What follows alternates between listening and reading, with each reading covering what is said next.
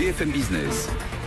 Jusqu'à 12h30, Intégral Placement, l'émission 100% placement. Guillaume Sommerer. Et on va maintenant voir quel placement vous pouvez privilégier pour la rentrée. Les conseils de Vincent Kutkovic. Bonjour Vincent. Bonjour Guillaume.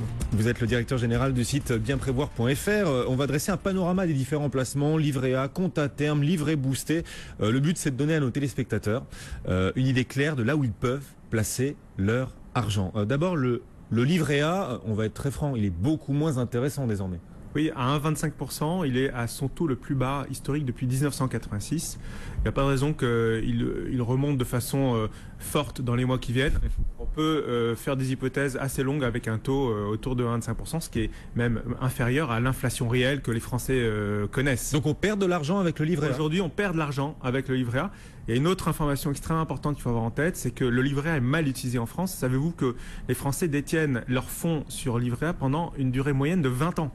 Vous faites le calcul très vite avec l'ensemble des autres placements, 20 ans par exemple sur l'assurance vie, vous placez un fonds en euros qui rapporte à peu près 4% brut aujourd'hui, vous pouvez faire le match avec le livret A, vous allez vous rendre compte que en 20 ans vous allez doubler votre capital sur un fonds euro dynamique ou les fonds euro nouvelle génération, alors qu'avec le livret A vous allez augmenter votre épargne beaucoup plus lentement. Ça veut dire qu'aujourd'hui, vous conseillez clairement l'assurance vie plutôt que le livret A. Là, dans ce match, c'est l'assurance vie qui est en train de prendre le dessus. Parce qu'il faut quand même reconnaître que l'avantage du livret A, c'est zéro fiscalité, c'est très simple, c'est très lisible, on peut retirer ses fonds assez rapidement. Donc c'est vraiment un placement destiné à l'épargne de précaution, mais il faut avoir en tête qu'il ne faut pas garder ses fonds sur un livret A plus de 2 ans.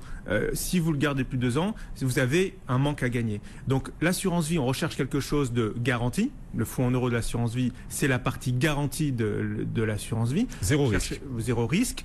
Votre capital est garanti en permanence. Vous cherchez également de la disponibilité. Aujourd'hui, avec même les fonds euros de moins bonne performance que les fonds euro dynamiques, nouvelle génération, vous allez battre le livret A et vous aurez votre argent disponible et garanti à tout moment. Est-ce que néanmoins il y a un moyen de booster son rendement en assurance vie? Est-ce que vous pouvez nous apporter une astuce là pour la rentrée? Oui, alors si on va sortir un petit peu du match livret A, puisque dans le cadre du livret A, on prend zéro risque. Si vous êtes prêt à prendre un risque supplémentaire par rapport à un fonds euro classique, vous pouvez aller chercher 2 points supplémentaires de rendement en mixant en ajoutant finalement à votre placement en fonds en euros une partie par exemple sur des placements type obligataire, et là vous allez pouvoir gagner 2% supplémentaires.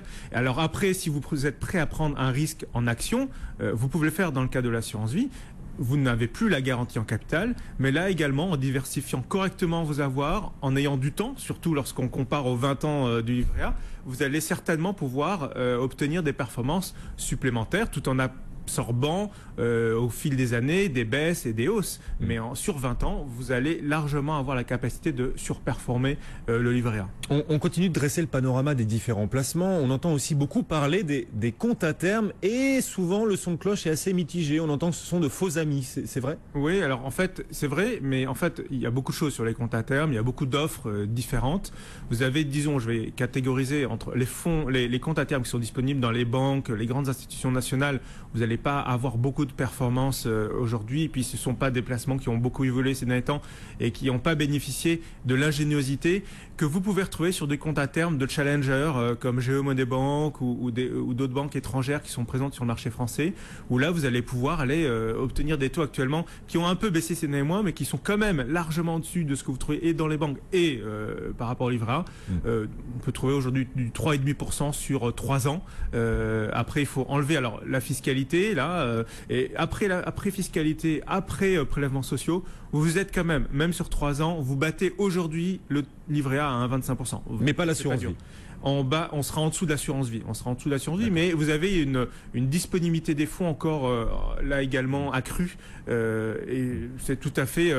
Il faut avoir en tête que de toute façon, il faut mixer ces placements. Il faut faire de l'assurance vie, il faut avoir des comptes à terme. Il ne faut pas mettre tous ses œufs dans le même panier. Et pour optimiser le compte à terme, est-ce qu'il y a une astuce? Il y a une astuce qui est celle d'ouvrir en même temps ou de façon successive différents comptes à terme pour pouvoir disposer de différentes poches pour faire face par exemple à des dépenses imprévues et pour ne pas casser l'ensemble de votre épargne, puisque vous savez que dans le cadre du compte à terme, lorsque vous retirez vos fonds, vous perdez, le compte à terme est définitivement clos. Vous ne pouvez pas retirer qu'une partie du compte à terme. Donc mieux vaut ouvrir des petits montants sur différents et multiplier ces petits montants sur des comptes à terme. Voilà, une astuce pour ces comptes à terme. Et puis il y a un autre produit qu'on nous décrit souvent comme un produit miracle, ce sont les livrets boostés.